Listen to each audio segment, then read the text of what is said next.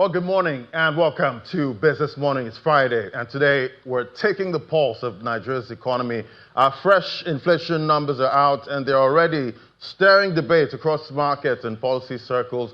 What do the new figures really say about, cost of living, purchasing power, and where's the economy headed? We'll be speaking directly with the National Bureau of Statistics. Plus, we'll unpack the NESG's latest economic outlook and take you through what's moving the markets. This is Business Morning. Let's get into it. I'm Ladi Williams. First check now. Oil prices, we're seeing they've edged higher, but it's quite mixed right there. Traders are balancing, lingering supply jitters against cooling geopolitical tension, while the immediate threat of a U.S. strike on Iran, that has softened.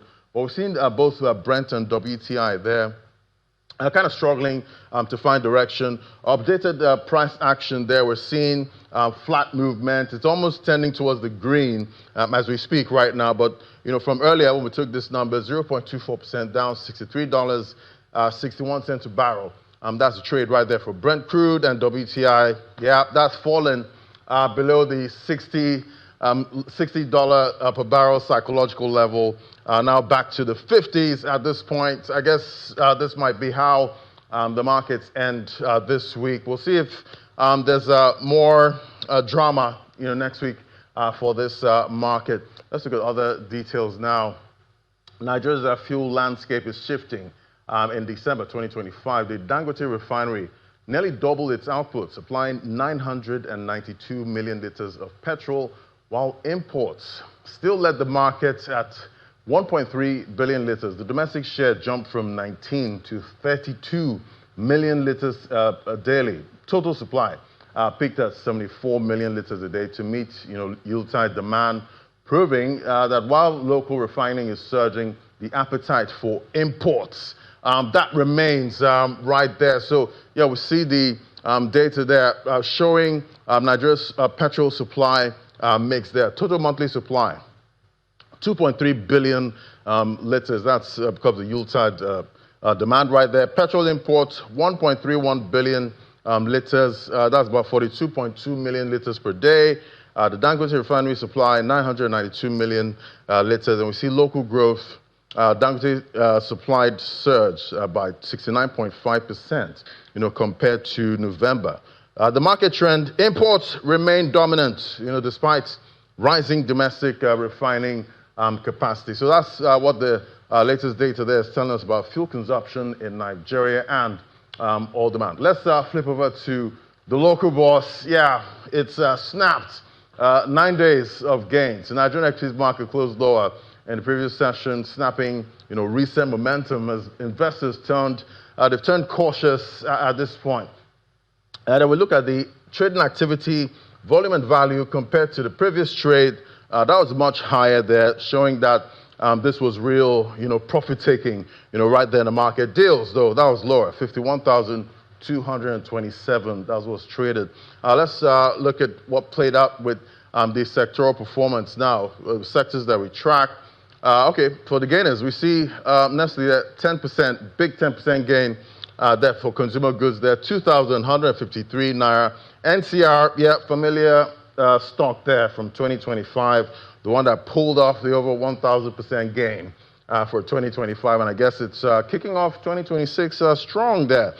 For the losers chart, we see Make the Calls, 9.99% down. Cavitin, 9.47% down. So we see profit taking with these names. And we also see MTN Nigeria. Yeah, it did drop yesterday about 4%, giving up some gains made earlier this week. It did gain a full 10% earlier, moving the market higher. But on the flip side, we're seeing a drop there with profit taking. All right, to other matters now. Nigeria's economic growth outlook is getting a fresh boost. The Lagos Chamber of Commerce and Industry, they say the economy could expand by as much as 7%, signaling renewed optimism about business activity, investment, and reforms. But how realistic is this projection, and what needs to happen to turn it into reality? Take a listen. Now, what is particularly notable here is that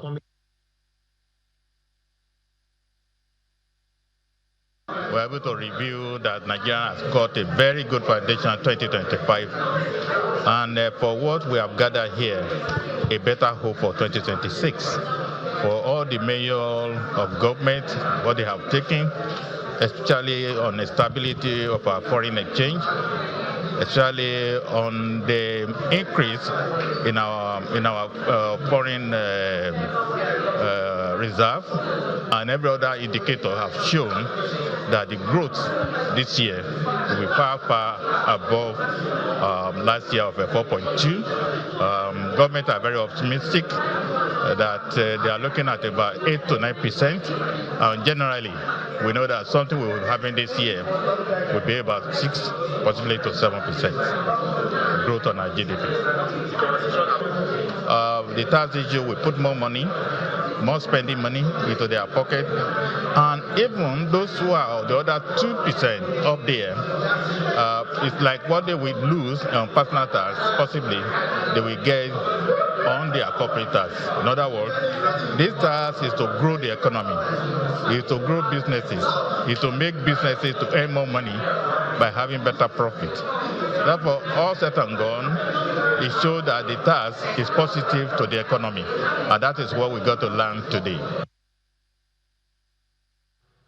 And still looking at the latest data now, Nigeria's headline inflation is to 15.15% in December 2025, down from 17.33% in November, and far lower than a year ago, according to the National Bureau of Statistics. The NBS says the drop reflects a new calculation method aligned with international standards. Food inflation also slowed to 10.84%, helped by lower prices of key staples, while core inflation declined, pointing to easing underlying price pressures across the economy. Yeah, we're all holding our breath, waiting for that data, and we finally have it. Meanwhile, the International Monetary Fund, they've endorsed Nigeria's latest inflation figures, welcoming the 15.15% headline rate for December 2025, and hailing the methodological changes by the National Bureau of Statistics as aligning the country with international best practices.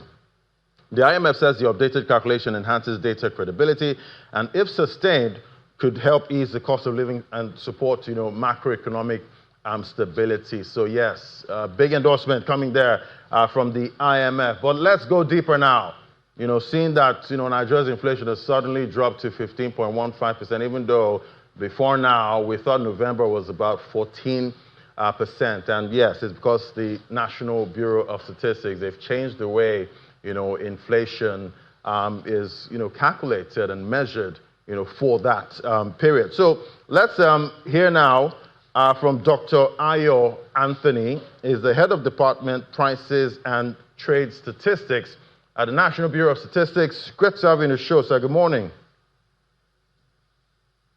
Good morning, and thank you for having me. Fantastic. It's great to have you. So, definitely a lot of debates out there right now, because in our minds, the inflation numbers for November, that was about 14%, but that changed to 17%. Then we now see December at 15%, which should be higher than the 14%, but there were changes. But let's start simple now. What exactly did the NBS change in the way Nigeria's inflation is calculated to have that change for November, then 15% in December?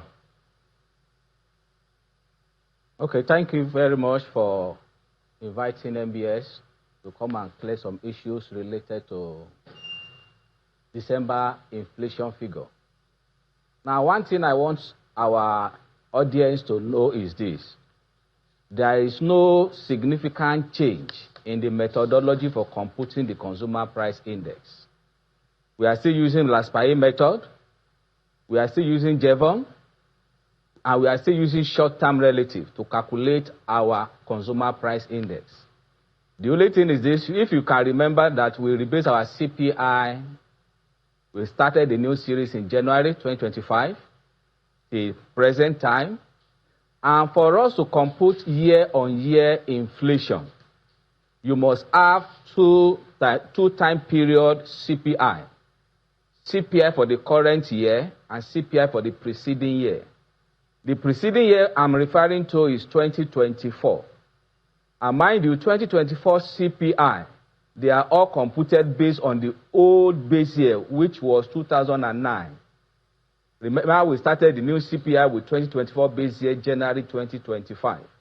Now, for us to come up with year-on-year inflation rate. Now, what is inflation rate? Inflation rate is the persistent increase in general price level. And how is this indicator gotten? It's gotten from 2-time period consumer price index. For example, year-on-year inflation now is December 2025 CPI compared to December 2024 CPI. And I told you December 2024 to January 2024 were all based on 2009 base year. Now, as a statistical office, for us to get year-on-year inflation, we need to re-estimate the old 2024, bringing them into the future of the new base year. And to do this, there are two approaches. You either use a single-month index reference period or a 12-month index reference period. Before now, NBS has been using a single-month index reference period, and not just Nigeria alone. South Africa uses a single-month index reference period. Kenya also uses a single-month index reference period.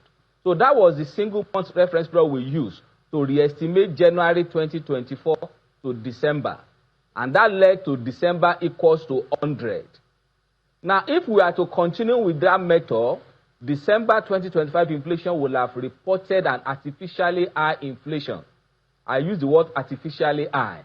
Not inflation. When you say artificially, sorry, when you say artificially high, can you give me a number for this, artificial number that would have come out? Okay. Recall I said in our old method of re-referencing, December 2024 was equated to 100. The CPI of December 2025 was about 131.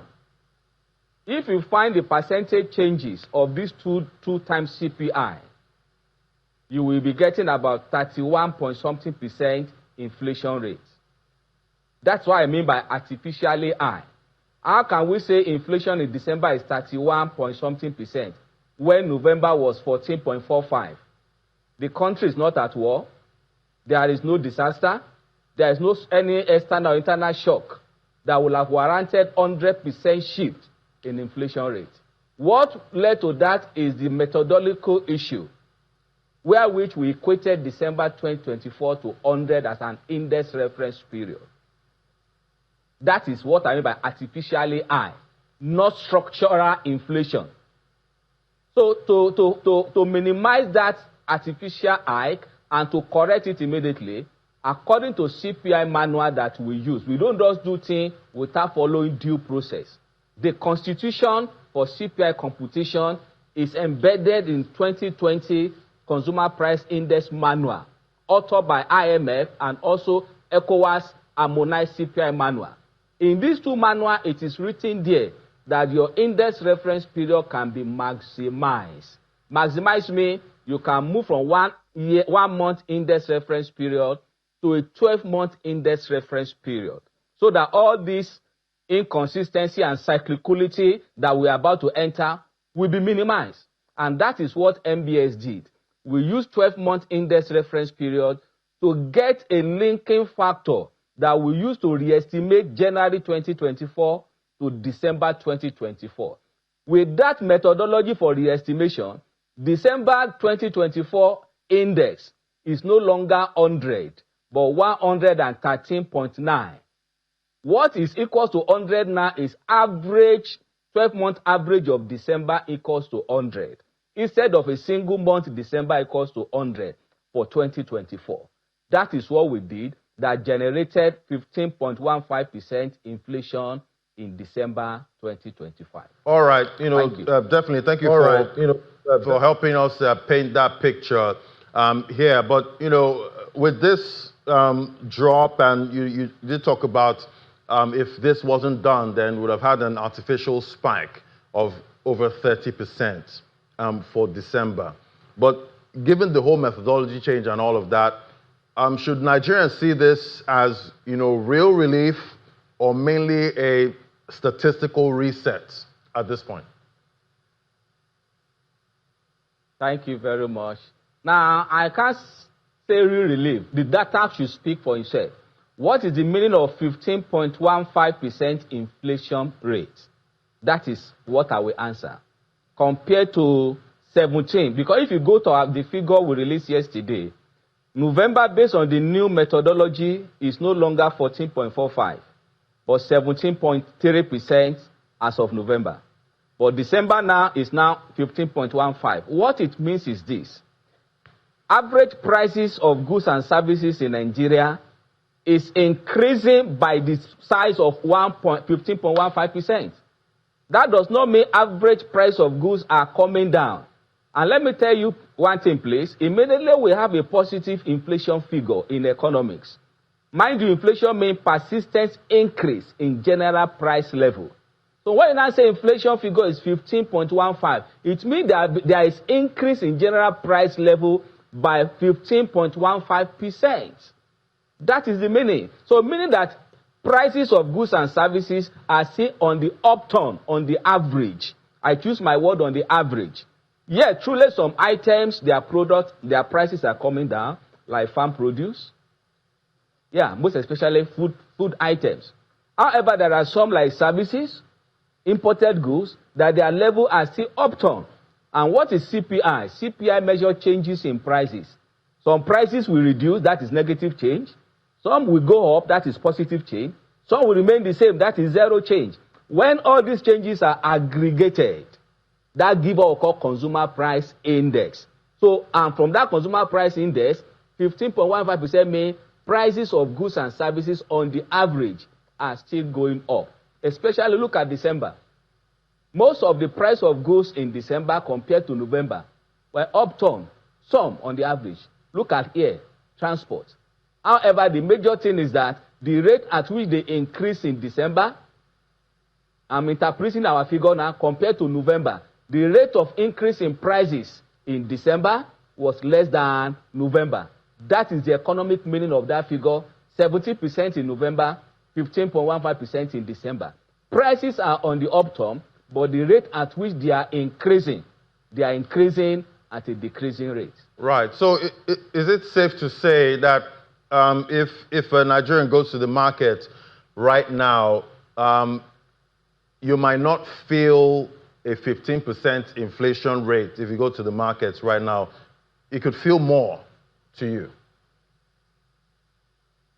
Thank you. Now, that is another. There are two variables that determine living standard.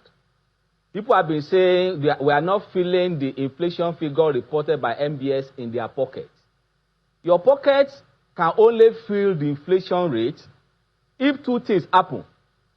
Number one, if prices of all goods and services return back to the level they were before the structural changes that made prices of goods and services to skyrocket in Nigeria.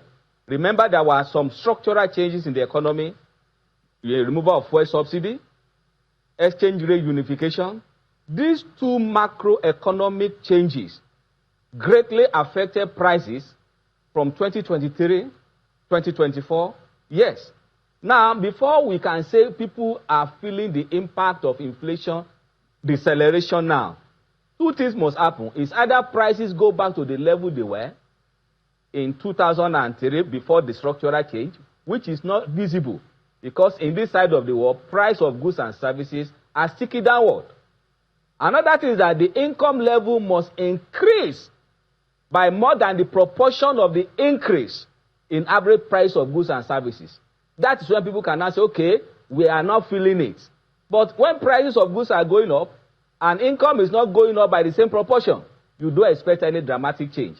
Another thing I want Nigerians to know is this. The figure we are computing now is based on 2024 base year, not 2009. I want to let you know through this medium, the inflation we are able reporting now shows greater inflationary pressure than the old one. Why? We are comparing price in 2025 to 2024, just 1 year lag. And we are reporting 15% for December. In the old method that we are reporting 30%, that stopped in 2024, we were comparing price in 2024 to 2009, almost 15 years interval. And we are reporting 30%. 15 years interval, 30% inflation. Now, January 2025 to 2024, just 1 year interval, 15%. Tell me, between these two, which one show greater inflationary intensity and pressure? Right. The current one. So we should not just be looking at, inflation is not looking at the magnitude, it's relativity. 15% now, inflation, when the base year is 2024, my brother, is higher than when the base year was 2009 and we're reporting 30%. This is a technical thing that people don't understand. They only look at the figure absolutely. They fail to know which base. When you hear inflation, people ask, what is the base? Okay, so, Dr. Ayo, at this point you did mention, the base year changing from 2009 to 2024, and it took 15 years. Normally, the normal practice is to rebase at least every 5 years. I guess we won't have all of this confusion if we follow that, methodology of rebasing every 5 years. Why did it have to take 15 years? And, going forward, are we going to be looking at a 5-year, rebasing term instead of waiting another 15 years before we rebase again? Thank you for that question. Yeah. Based on the CPI manual, consumer price index rebasing ought to be done at a constant interval. Maximum of 5 years. Why? So that the consumption pattern you capture from your expenditure survey will not be too much. Because when the year between a rebase CPI and another one is too much, like the one we did in 2025 now, we have over 400 new products in our basket. That made the new basket to be significantly different from the old basket. What made it to be like that? Because of the time it took us to carry out another household expenditure survey, which is the primary survey needed for the rebasing of CPI. So my advice is this: when the exercise is highly capital intensive, you need to carry out expenditure survey for 12 months across all states of the Federation and FCT. It's highly capital intensive. So because of finance and capital constraint and other factors, the Bureau couldn't do it. But thank God for the one we did in 2024 that produced this. And I want to believe from now, the Bureau have learned a lesson from this, that rebasing should be done at the regular interval. If this is done at a regular interval, the problem we enter into that we corrected now with the support of our technical partners, IMF and others, we will not have entered into that challenge. But I want to believe henceforth, the Bureau with the support of government and other stakeholders like you can come into the Bureau to support this statistical process that is highly capital intensive. Another rebasing is due by 2027-2028. I believe by then, the fund will be readily available for the office to carry out another consumer price index rebasing. Right, and talking about funds at this point, very quickly now, what's the figure like to actually get this rebasing done at the time due, 2027, 2028? What figure or estimate are we looking at? Thank you. I may not be able to give you the figure now because the what was spent how many billion naira rebasing cannot be used. Cannot be used for this one because of the inflationary pressure. But I know it's capital intensive. Okay, no problem. We'll remind you when the 5 years reach, we'll remind you that please help us rebase now so we don't have the same issues we had before. Thank you so much. It was great having you, Dr. Ayo Anthony, Head of Department for Prices and Trade Statistics at the NBS. Thank you so much, sir. Thank you for having me. I'm glad. Thank you. All right, to forecast now, the Nigerian Economic Summit Group projected a 5.5% growth for the country's economy with a 16% inflation target in 2026 fiscal year as a government weighs key reforms needed to drive growth and economic stability in the year ahead. This was disclosed during the launch of the private sector-led think tank and policy advocacy organization's outlook for the year at a well-attended event in Lagos. Take a listen. Nigeria's economic managers, private sector leaders, and policy experts converge on Lagos for the Nigerian Economic Summit Group's 2026 economic outlook as the country sets its sights on stabilization, growth, and investor confidence in the year ahead. The event, which was attended by representatives of government, the World Bank, the International Monetary Fund, the African Development Bank, as well as some private sector leaders, kicked off with a presentation of the economic roadmap by the chief economist of the NESG. Consolidation. The expected growth that the economy needs to really move ahead hangs around 5.5–6%. We also think that in terms of the structural weaknesses, we record currently manufacturing contributing 1.5% for the year, and then agri 2.2%. We need to move forward beyond this. Despite optimism by the NESG on a 5.5% economic projection for this year, the Minister of Finance and coordinating Minister of the Economy, who was representing the federal government, shared a slightly more conservative forecast and inflation outlook. The inflation fight, it's everybody's fight. So as interest rates go up, the manufacturers, the investors feel it, government feels it, because our debt service costs, of course, reflect that. But we all agree that the first fight is the fight against inflation, because that's where, in particular, the common man suffers the most. As Nigeria looks beyond immediate economic pressures, stakeholders at the NESG 2026 Economic Outlook, participants at the event, agree that consistent reforms, policy discipline, and private sector participation will be critical to achieving the much-needed inclusive growth. Let's drill down on the report with Dr. Tayo Dolojo, the CEO, Nigerian Economic Summit Group. Great to have you on the show, sir. Good morning and Happy New Year. Good morning. Happy New Year. So let's look at some of your projections there now. We see real GDP growth projected to hit 5.5%, up from an estimated 3.8% in late 2025. Inflation rate, you're seeing about 16%.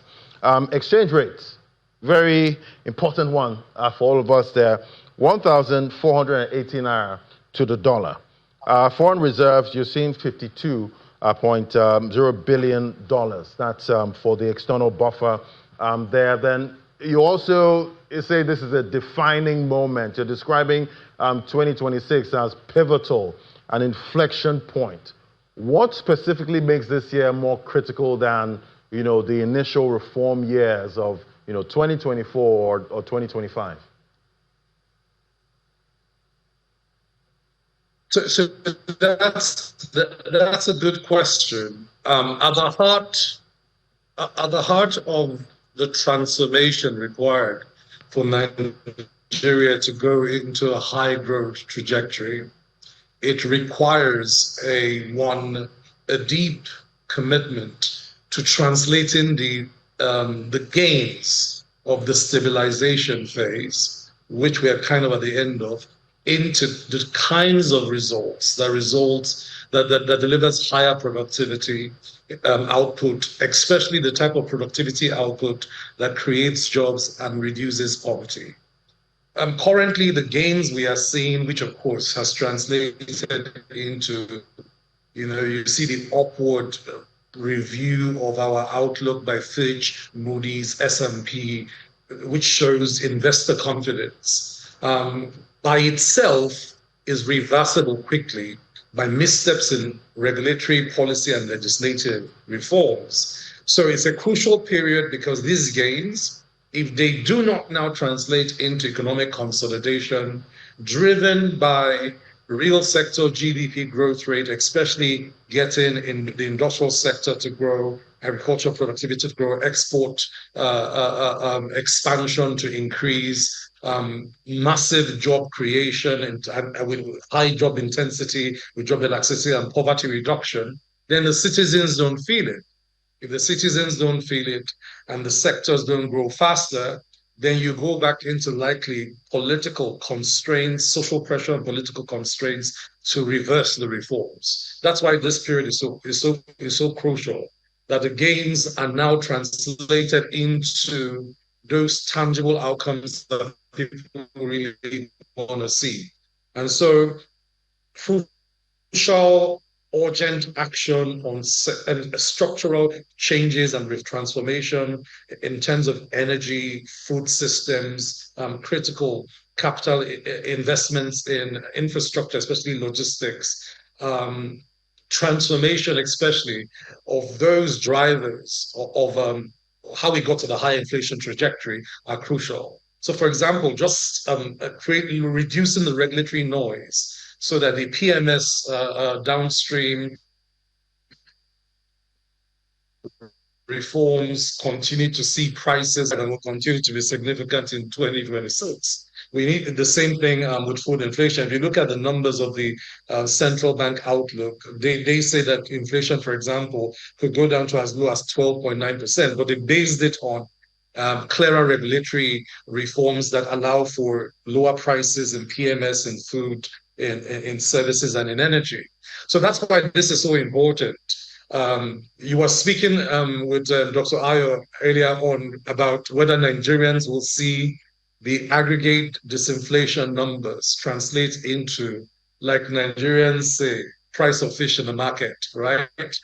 We will see those changes if the gains now have reformers really steady the course on energy sector improvements, on the foreign exchange stability, on agricultural sector development, on those oil and gas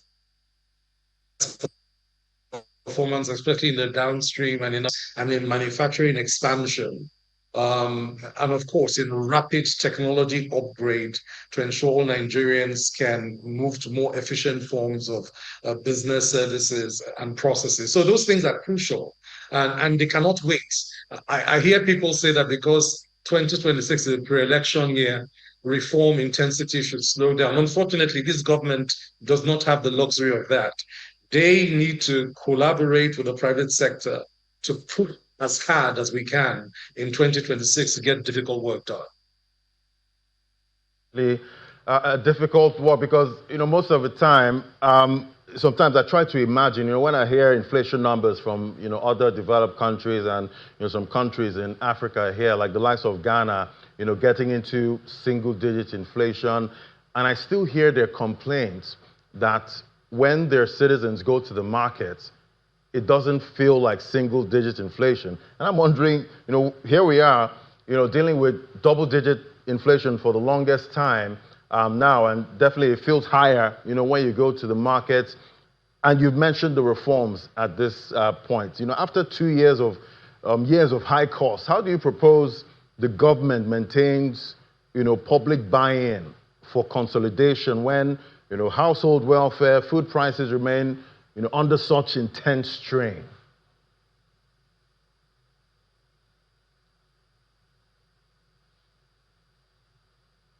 So you have to tackle the problem with, it's almost a mouthful, right?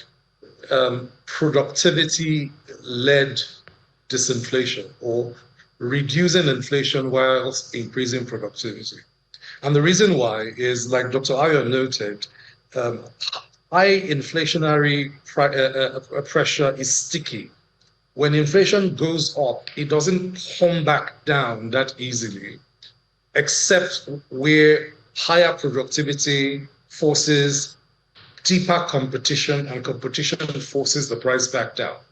So it's so important that the government steadies its course on, so for example, how do you get the price of rice down, right? You continue to expand the output, performance of rice. You produce so much high quality rice across the country that, supply exceeds demand and the prices come down, right? How do you reduce, how has the PMS prices started to come back down from where they were? It's price competition in PMS that has continued to force that price down because of that tension. And so it's important that the reforms continue to drive productivity, that productivity creates competitive markets, because it's competitive markets that continue to force the price down.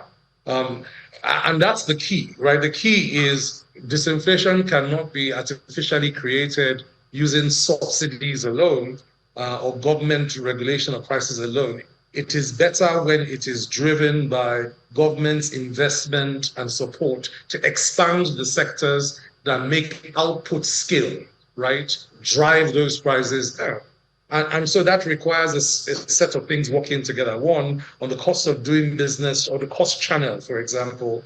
One of the things that the MSMEs have continued to complain about is that they're seeing lesser and lesser access to capital and credit. If you want to scale an economy where 90% of our businesses and the MSME sector, you have to expand the capacity for credit. And now that the banks are consolidated, we are hoping that we will see some more of commercial lending move in that direction. And as disinflation is happening, we want to see, for example, monetary policy reflect that so that interest rates also come down.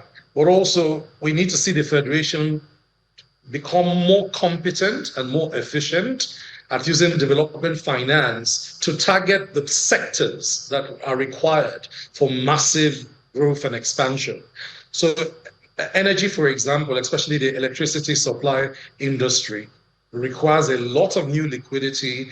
Whether it's going to come through the capital market and capitalization, that's something we need to see. So the next 18 to 20 months, boosting domestic mobilization beyond taxes, in the capital market, crossing that $500 billion mark to ensure that the resources required to finance Nigeria's productivity is available is so important. And we need to rethink the Nigerian financial architecture this year. It needs to serve capital flowing into manufacturing, into infrastructure, into energy, to bring down the price and the cost of electricity and the energy that powers our MSMEs and powers our industries. And that is what will create the expansion we will need to see in productivity and net growth.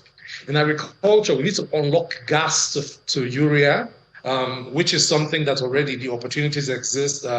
So if you just pull together all the actors in the gas to fertilizer production space and just scale the output on fertilizer to drive output in agriculture.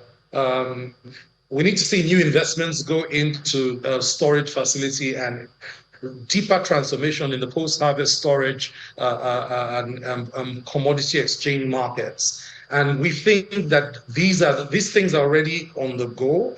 There's possibly 12 to 18 months of hard work to get them across the finish line. And I think that's where the optimism of the 5.5 from NESG, our sister organization, LCCI, put it at 7%. Huge. 7%.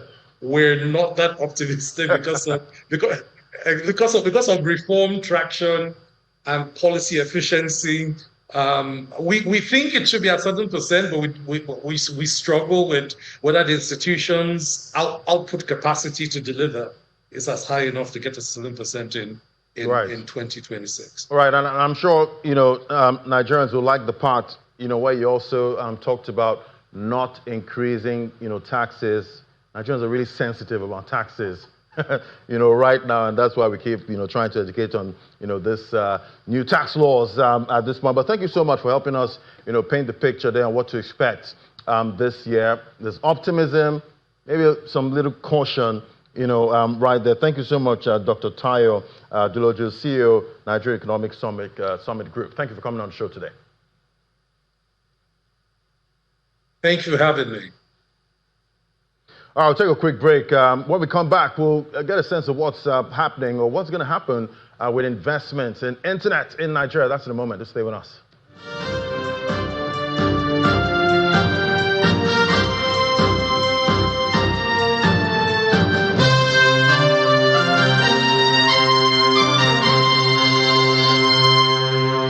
We see Nigeria's digital economy is entering a new phase, driven by 5G, fiber optics, and a fresh wave of infrastructure investment. The big question, what will power the next growth cycle in connectivity, and who's putting money to work here? Joining me for this conversation and to get a sense of the future of connectivity and what it means for businesses and consumers, we have Mr. Amrish Singhal. He's a COO, Spectranet, joining me right here in the studio. It's great to have you, sir. Good morning.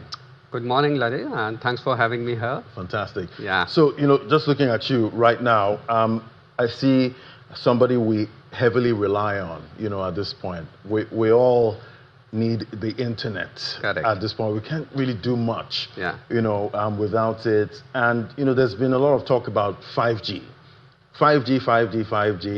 Sometimes I'm moving around with my phone. Sometimes I see 5G network. Sometimes it's not there. And I'm wondering, is it commercially viable? I think it's a very good question, first of all. And let me start with a lighter note.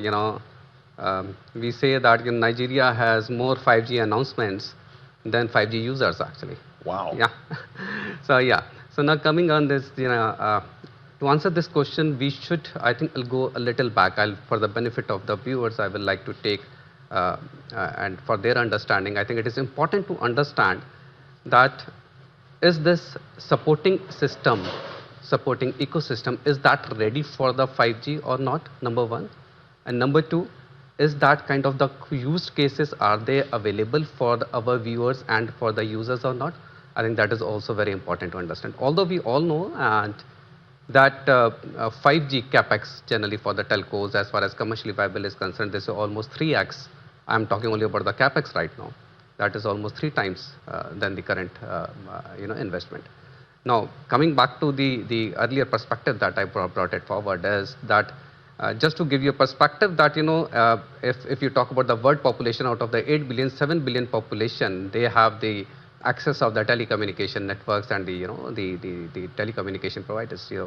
So out of this 8 billion, around 4 billion population has that access to the 4G network, and out of that 4 billion, around 2 to 3 billion population, generally they have the 5G handset phones, 5G enabled phones. So if you see that 1 out of 3 users, they are having the 5G enabled phones. Now we have to understand that you are giving a highway, but you do not have the cars. So worldwide, it is only 30% or 33% of the population who is having the 5G handsets. Now I will bring because phones are really expensive. Yes. Ever since the naira, lost so much value. Correct. From the 300 naira levels. Yeah. Now you see phones right. That have the 5G capability. Right.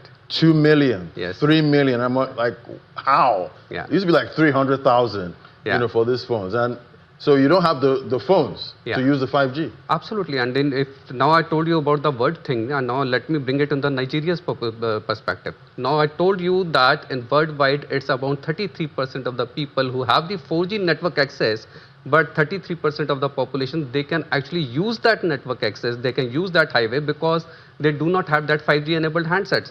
But in Nigeria, it's that number, if you see, only 12% of the population has the access of the, say, 11 to 12% of the population has the access for the 4G.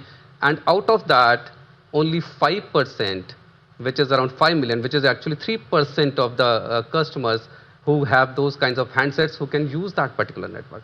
So is that supporting ecosystem is ready as of now? No. That's number one. Number two is do customer actually really need that 5G, at this point of time? Customer always needs.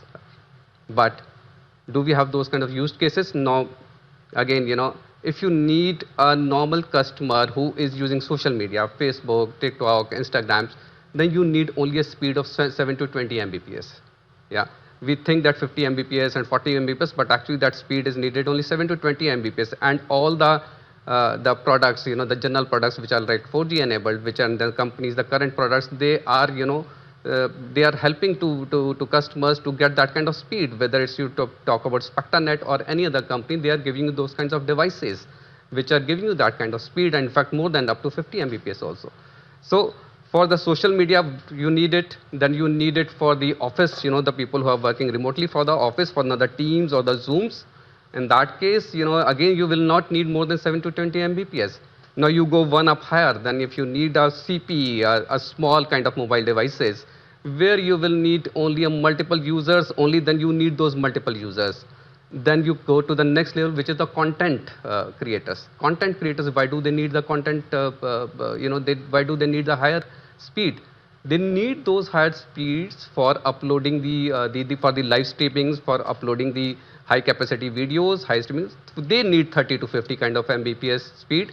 And the people more than 50 Mbps are basically, they come into that gamers kind of the category who use that cloud gaming and the cloud computing, VR and AR applications. Because, you know, I'm a gamer, so I get annoyed when I'm trying to game online and the upload speed is lower, you know, than the download speed. That, you know, that gets really annoying. And, you know, most of the time we know customers, you know, we have a lot of complaints, you know, when it comes to the internet service, you know, in the country. We end up paying so much.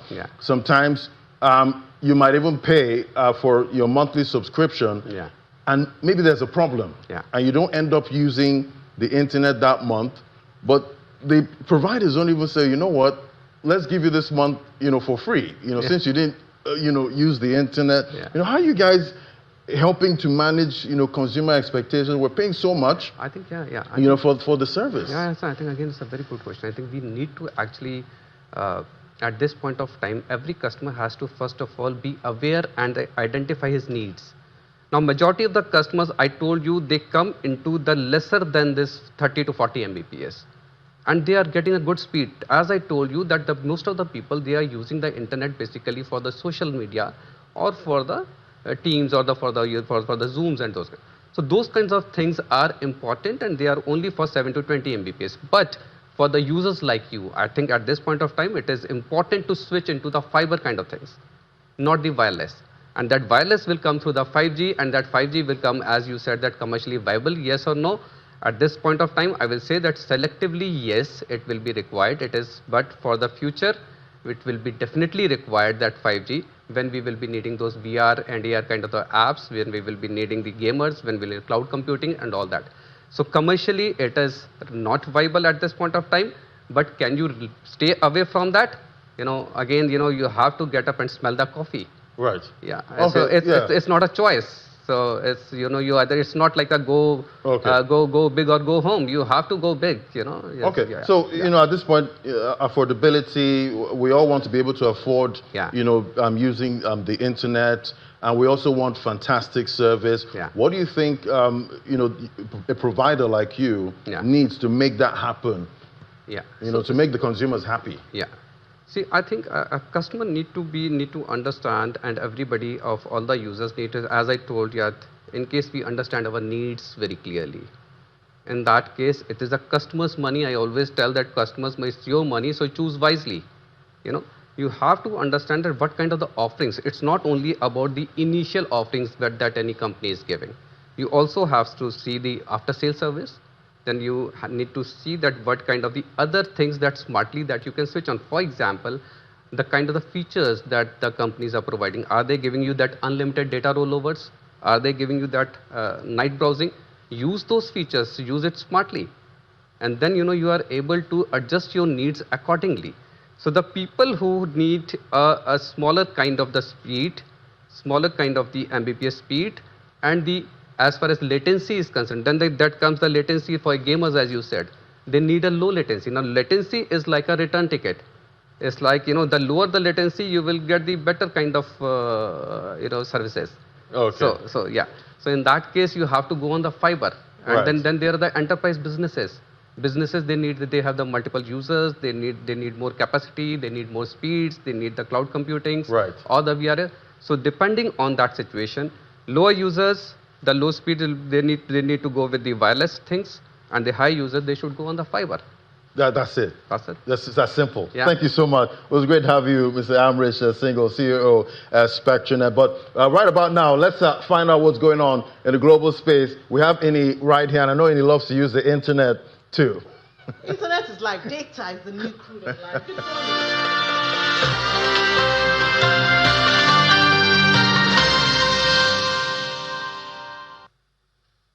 Everybody loves the internet, isn't it? That's where we have life at this time. Good morning, everyone.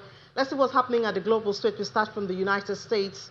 No, before we get to the United States, we start from Europe, where German investor Digital Transformation Capital Partners is on track to raise Europe's largest ever dedicated venture capital fund for defense startups. So defense getting attention again, signing its first big backers for a bond that's targeting 500 million euros. And DTCP, that's the name of the company, which was spun out of Deutsche Telekom a decade ago, has closed investment from its anchor backers. Managing partner Thomas Spears says that he confirmed that DTCP is eventually targeting 500 million euros for the fund. And then U.S. President Donald Trump has renewed calls for U.S. control of Greenland, a large Arctic territory of Denmark, arguing that it's vital to U.S. national security and necessary to counter China and Russia. Trump asserts that without action, rival powers could gain a foothold there. However, many defense and government experts express skepticism that this focus actually helps deter China. At a major security gathering, military and diplomatic participants note that Trump's Greenland strategy, including threats toward a NATO ally, could undermine coalition strength at a time when deterrence of China elsewhere, like in the Indo-Pacific, requires strong alliance. And staying in the United States, let's join Maria Bird to give us updates of how the market fared yesterday. The stock market closed in the green on Thursday. After 2 days in the red, many investors were excited to see the growth as the AI industry is showing strength again. As the positive signs have many hopeful that we could see some more outlooks on the AI industry in the coming weeks ahead. As the Dow Jones was up at 0.6%, the S&P 500 up at 0.3%, and the heavy tech NASDAQ was also up at 0.3%. As the AI industry shows positive signs, this could have a positive impact on the U.S. economy. As we begin Q1, there's much hope that 2026 could be off to a great start. A great start in the market there for the United States. In Germany, inflation has also slowed, so another great start there. Went down to 2.0% in December, according to the Federal Statistics Office. The consumer prices, harmonized to compare with other European Union countries, showed a decrease from 2.6% year-on-year in November, confirming a cooling in price pressures at the end of the year and bringing Europe's largest economy closer to the European Central Bank's target. The easing, driven by weaker energy and goods prices, adds to signs that inflation across the Eurozone is moderating, even as underlying cost pressures remain in focus for policymakers. That's it from the global space.